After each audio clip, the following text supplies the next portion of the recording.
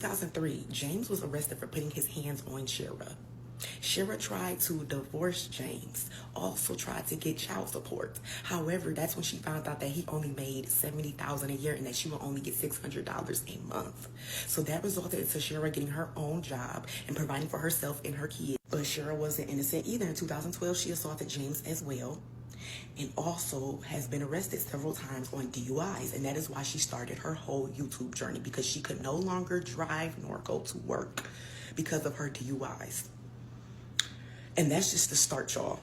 So recently, Shera7 was trending again on TikTok, where you had a creator, as you all heard in the beginning, coming out and spilling some tea about Shera's past and exposing a few dirty details of her relationship dynamic with her husband, James. And to be fair, I mean, anyone that's been an OG follower of Shera was probably already aware of a lot of what that creator exposed about Shera. I mean, frankly speaking, Lipstick Alley spilled Shera's tea almost a decade ago, down to her DUI's real name and even posting James's LinkedIn. So they really left no stone unturned as far as exposure went. But what I found interesting with that girl's video that recently went viral is that it did not have the impact or reaction she expected. In fact, it had the complete opposite effect.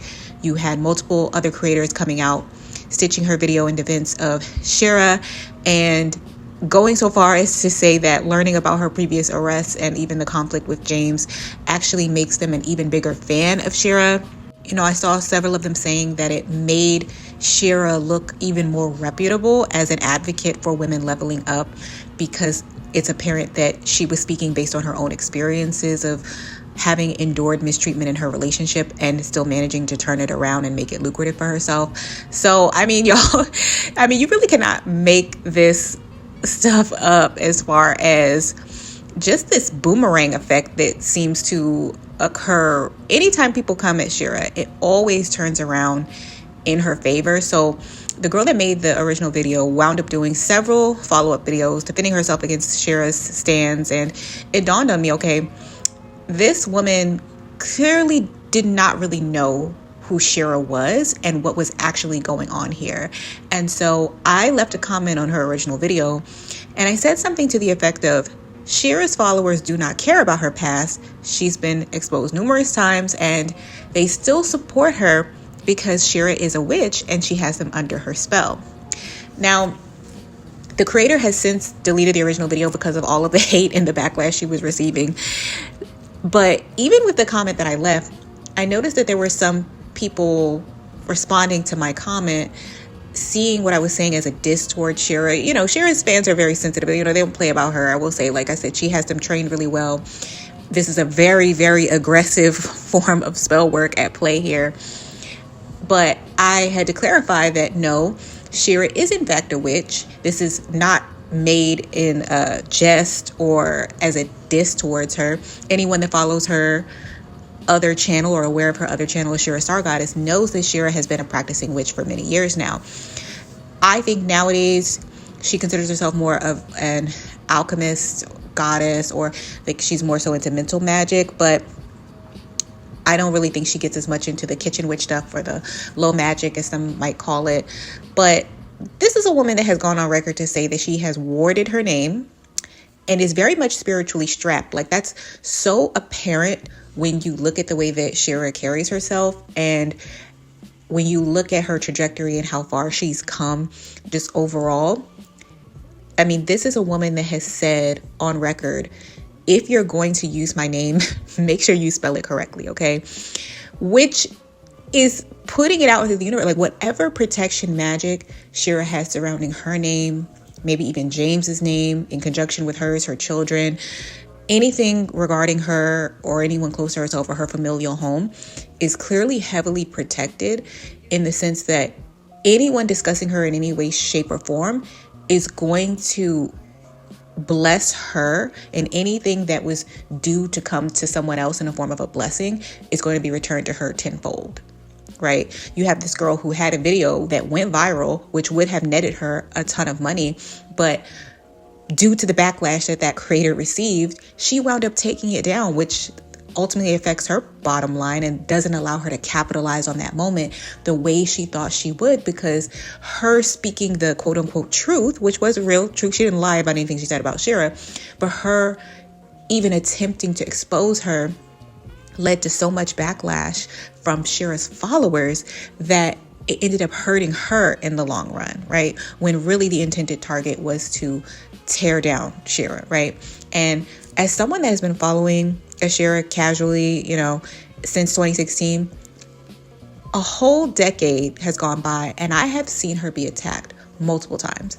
I have seen people try to cancel her multiple times, various different ways. And every single time she comes back stronger and more powerful. She garners new followers, new defenders to add to her army.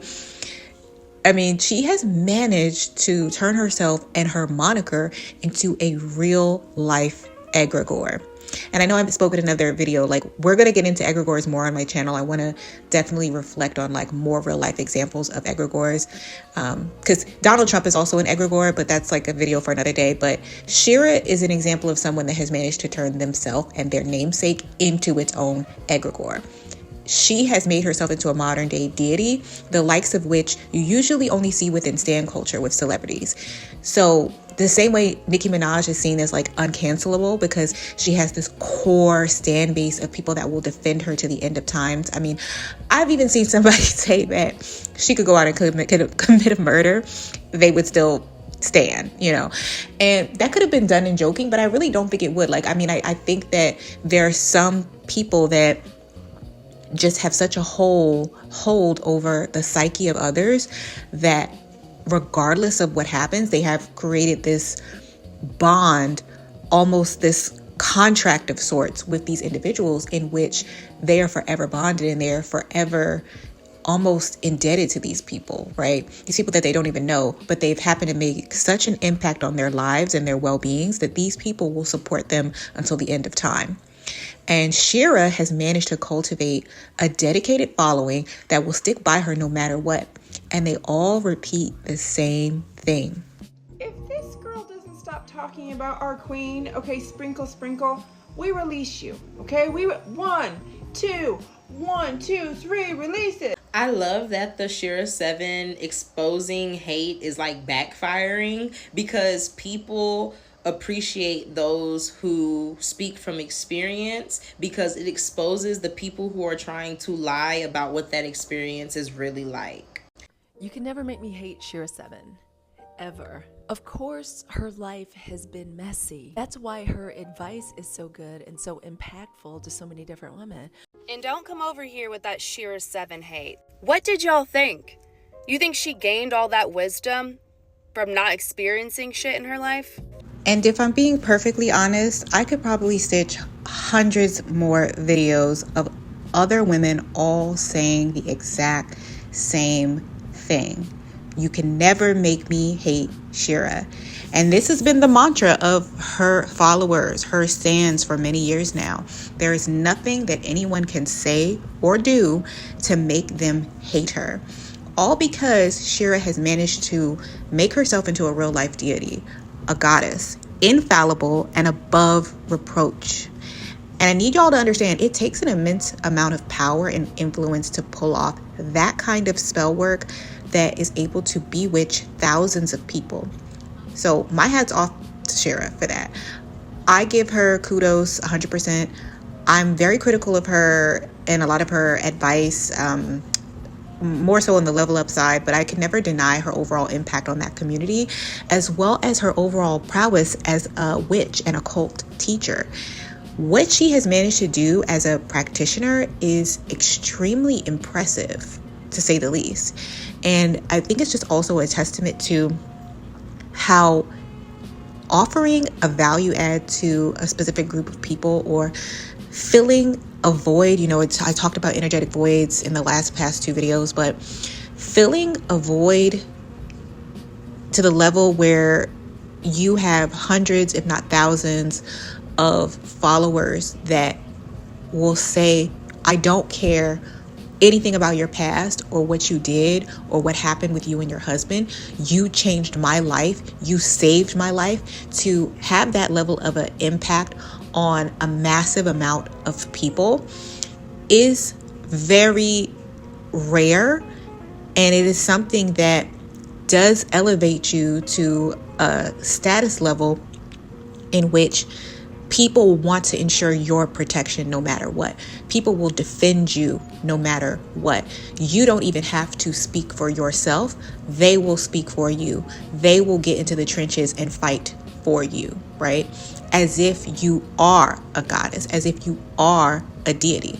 Shera could decide to open up a church tomorrow in Houston and, her own congregation. And I bet you droves of women would be lined up at the door, flying in from all around the country to attend a service. Okay. Like, that is the level of impact and influence that she's managed to have and garner over the years. And that's something that you can't really take lightly. And I think with that young lady that decided to, quote unquote, expose her and have a viral moment, I think she quickly learned that there are, in fact, some people that you cannot mess with, right? There are some individuals that are highly, highly protected within the spiritual realm, and they cannot easily be touched or messed with. And Shera is definitely one of them. So that's all I had to say on this for now. I think I'll come back with another part 2 video for favorite readers and mystics that I follow. I would include Shera in that, but I almost kind of want to dedicate an entirely different video to her and just her impact that she's had within the spiritual community. But until next time, I will see y'all soon.